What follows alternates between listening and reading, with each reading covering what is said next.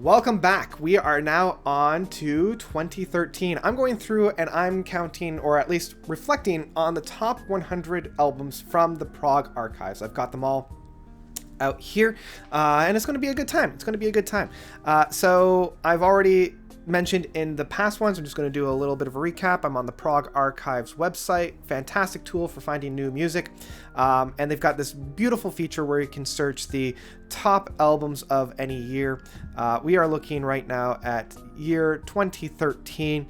I've got the categories, all subgenres, all countries, just studios, because I don't want to look at like DVD, videos, box sets, live albums, or fan compilation CDs and whatnot. So we are at 2013. I already looked at 2012, 2011, and 2010. I'm going to leave all those into a playlist where you guys can check those out. Let's dive in, and I'm going to talk about those albums that are within the top 100. And first up, the album of the year of that year, Steven Wilson's The Raven That Refused to Sing and Other Stories. Probably his best work. His, like, my favorite, personal favorite album of his. Very dark, very intimate, very spooky, scary. Love where this goes. And a very well-deserved number one, because it was number one on mine. And number three, which is my number two album of that year, The Mountain from Haken. Haken came back after Visions with one of their strongest work. Like, this and Aquarius are very, very close at being my favorite album from them. Very strong, again, very dark, probably their darkest work as well. 2013 leading off with being very, very dark. And we also have a re-recording of the Snow Goose from Camel. Very, very interesting that a re-recording of an album came back as number three. So let's dive a little bit deeper. I've already gushed a little bit about these guys. Let's dive a little deeper. And as I've already mentioned, Birds and Buildings. I have their self-titled album in my collection from kind of a promotional thing. So good to see that they're so high on there. Maybe I'll give that one a try. So yeah, a lot of these I'll probably breeze through because like these two I don't know. English Electric Part 2. I'm very glad to see that Big Big Train did follow up. Because a lot of people or a lot of bands that put in like a part 1 or volume 1 never follow that up. I'm looking at you, Moon Safari. But yes, Big Big Train with English Electric Part 2. Not quite as strong as English Electric Part 1, but I feel like it works in terms of the overall whole with the English Electric, the full power. And it still has some really, really amazing songs on there. Riverside coming in with the Shrine of New Generation Slaves. It was fine. There's a couple of tracks off of there, but not their best work by far. Comedy of Errors, one of my favorite albums of that year with Fanfare and Fantasy. Great neo-prog. A really, really fantastic neo-prog work on there. Let's see here. Don't know these guys. I'm going to be scrolling. Oh, Taylor's Universe is back on here. I saw them in another one.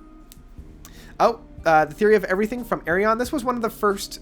This was the first one that I got on vinyl, and it's a 4-track suite. Some really fun prog legends are on here. Jordan Rudess and the late Keith Emerson is on here. So really, really good. Probably his most proggy piece. Probably not his best though. Definitely his biggest, meatiest prog piece though. Let's see here. There's one of my favorites. Days of Summer Gone by Christian Brun. Fantastic. Probably my favorite work from him. Very, very good. You guys need to take a listen to this. I think I did a Masterpiece Theater on that one. LMR is on here. The Levin, Miniman, and Rudis. Really, really fun work. Now, this is one that I've seen, but I've never really taken a listen to. So that's fun. There's Spock's Beard. This is my favorite album from Spock's Beard. Brief Nocturnes and Dreamless Sleep. This one was probably my second favorite album of the year after The Raven That Refused to Sing. Spock's Beard's best work. Each song off of this is brilliant. So many amazing, amazing moments off of this album. This was the pinnacle. This is my favorite Spock's Beard album. And then Leprous Coal.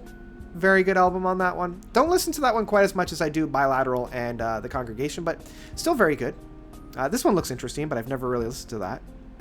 Ooh, I always want to call it La Sac de Travail, The Tangent. One of my favorite albums from the Tangent. And this one made number 3 for my album of the year for 2013. 2013 was actually a really good year for music and progressive rock.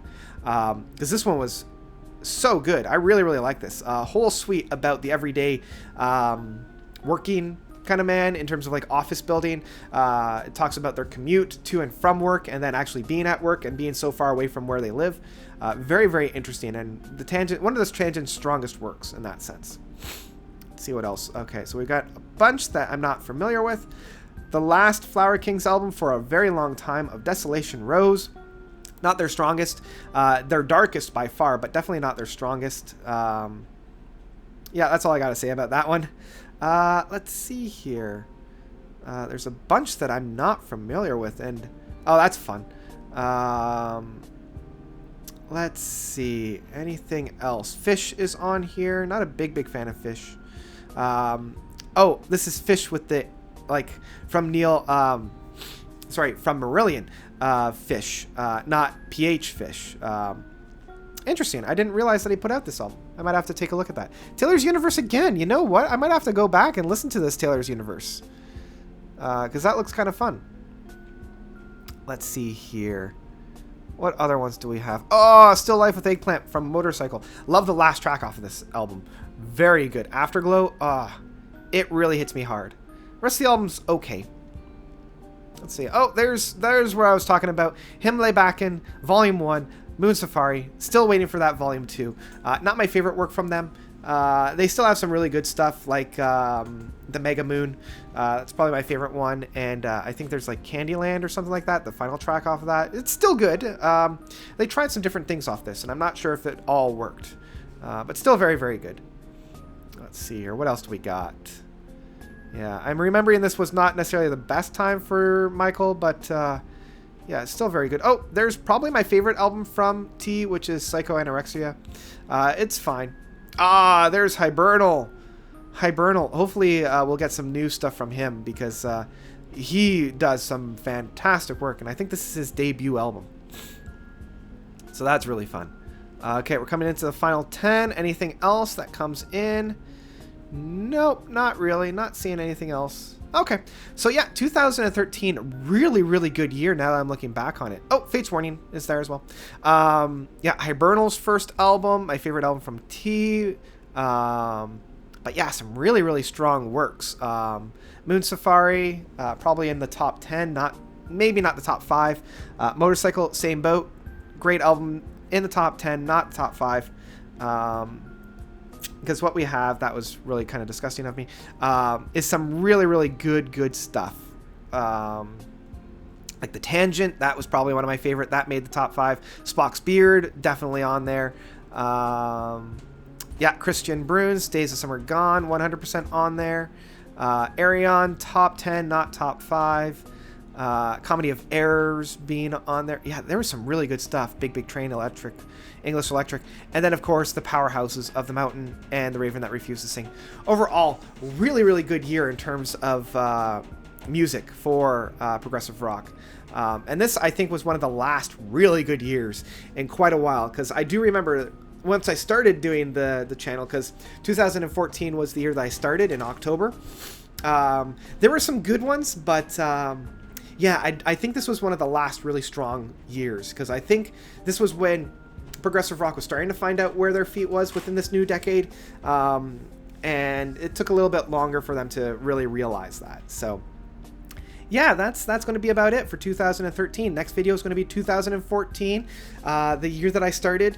And yeah, it'll be fun. So what albums in 2013 weren't on this list that you feel should have been on this list? Which albums from this list did you really, really enjoy? Which ones did you not enjoy?